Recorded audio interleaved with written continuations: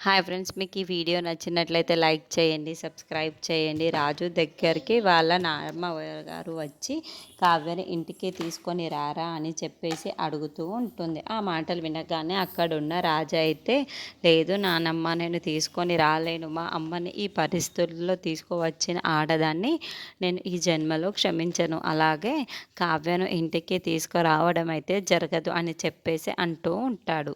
ఆ మాటలు వినగానే అక్కడున్న వాళ్ళ బామ్మగారు అయితే ఒక్కసారిగా షాక్ అయిపోతూ ఉంటారు. ఇంతలో అక్కడున్న రాజు అయితే తనంతట తానే ఇంటికి వచ్చినా సరే నేను ఇంట్లోకి రానివ్వను, అలాగే తను ఇంట్లో కూడా తీసుకురాను అని చెప్పేసి అంటూ ఉంటాడు. ఆ మాటలు వినగానే అక్కడున్న వాళ్ళ బామ్మగారు అయితే ఒక్కసారిగా షాక్ అయిపోయి, ఏంట్రా అలా మాట్లాడుతున్నావు అని చెప్పేసి అంటూ ఉంటుంది.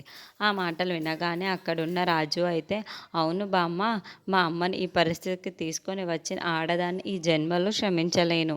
నేను ఈ ఇంటికి తీసుకొని రాను, తనను పిలవను అని చెప్పేసి అంటూ ఉంటాడు. ఇంతలో అక్కడికి కావ్య దగ్గరికైతే అప్పు వస్తూ ఉంటుంది.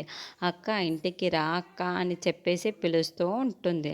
ఆ మాటలు వినగానే అక్కడున్న కావ్య అయితే, ఏంటి కావ్య, అప్పు ఇలా మాట్లాడుతున్నావు? ఆయన మసిలో నేను లేనప్పుడు ఆ ఇంట్లో ఎలా ఉండగలను చెప్పు.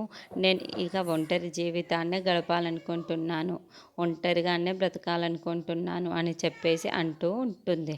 ఆ మాటలు వినగానే అక్కడున్న అప్పు అయితే ఒక్కసారిగా షాక్ అయిపోయి వాళ్ళ అక్క వైపుకు చూస్తూ ఉండిపోతుంది. ఇంతలో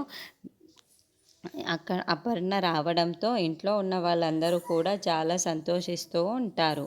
అక్కడున్న రాజు అయితే మమ్మీ అని చెప్పేసి పిలుస్తూ ఉంటాడు. ఆ మాటలు వినగానే అక్కడున్న అపర్ణ కళ్ళు తెరిచి చూస్తూ ఉంటుంది.